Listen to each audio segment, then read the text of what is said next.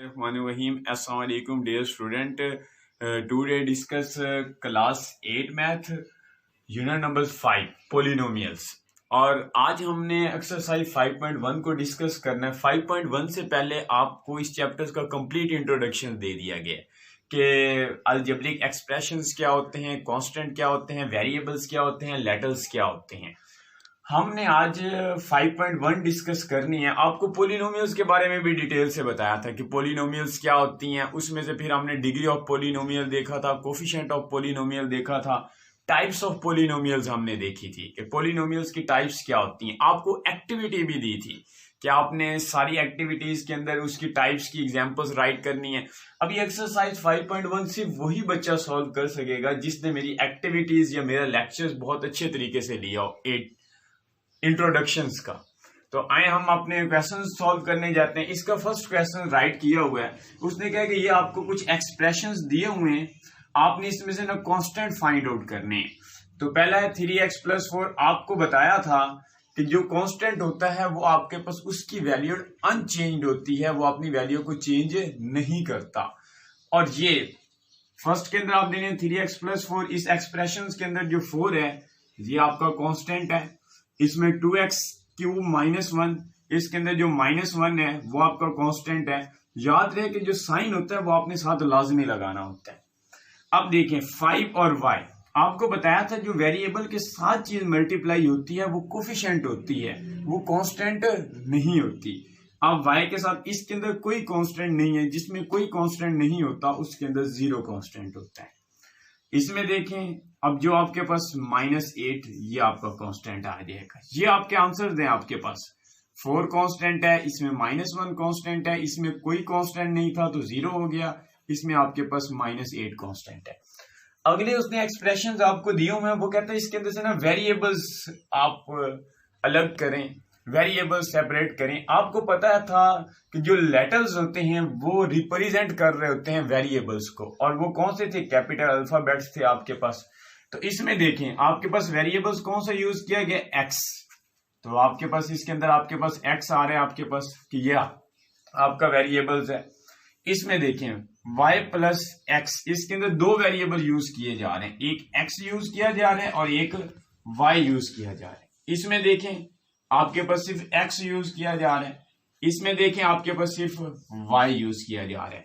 तो ये वेरिएबल्स होते हैं x y। कॉमनली आपकी बुक में ज्यादातर जो वेरिएबल्स हैं वो x y z सिर्फ यही यूज किए जा रहे हैं।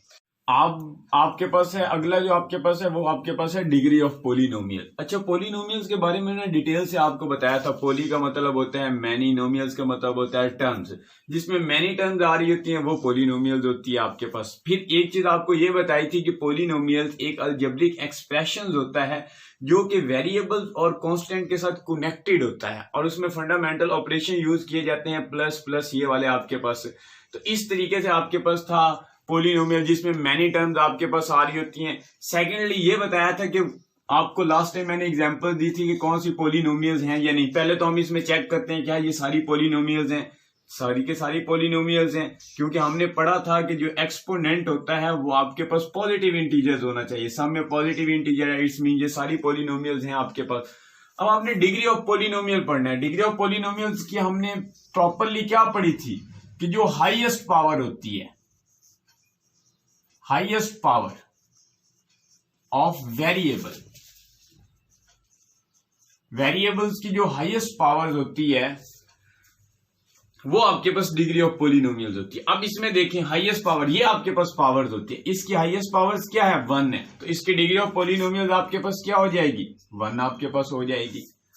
अगले एक्सप्रेशन में देखिए इसकी हाईएस्ट पावर्स आपके पास क्या है, 2। दोनों की चेक करनी होती है, इसकी 1 है, इसकी 2 है।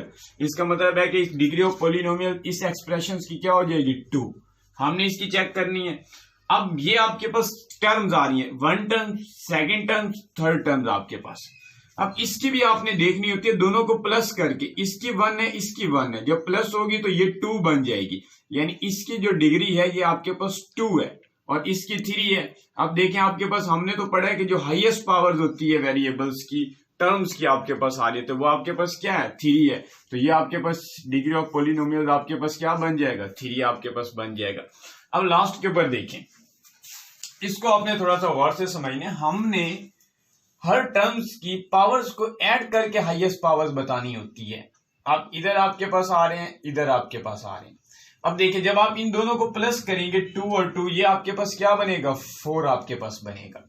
अब ये करेंगे, ये आपके पास बन रहा है 3 और ये आपके पास बन रहा है 2 और ये तो है ये आपके पास कांस्टेंट।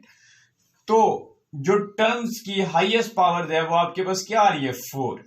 इधर आपके पास 3। हमने पढ़ा है जो लार्जेस्ट पावर्स होती है, और वो टर्म्स अगर एक आ रही हो तो दोनों की पावर्स को ऐड करके हमने हाईएस्ट पॉलिनोमियल्स की पावर निकालनी होती है। यहां से आपने अपना कॉन्सेप्ट क्लियर करना है कि जो टर्म्स होती हैं उन टर्म्स के अंदर अगर 2 वेरिएबल्स आ रहे होते हैं, उनकी पावर्स होती हैं, तो पावर्स को ऐड करके आपने बताना होता है कि हाईएस्ट आपके पास कौन सी है। तो अब आपके पास इधर 4 है, इधर 3 है, सबसे ज्यादा हाईएस्ट 4 है, तो जो आपके पास डिग्री ऑफ पॉलिनोमियल्स होगी वो आपके पास 4 होगी। तो हम बाकी जो है अपने रिमेनिंग क्वेश्चंस 5.1 के वो देखेंगे। उसमें भी आपके पास सिंपल आ रहे हैं, लेटर्स फाइंड आउट आपने करने हैं, उसके अंदर किसी एक्सप्रेशंस के अंदर आपने कांस्टेंट फाइंड आउट करने होंगे।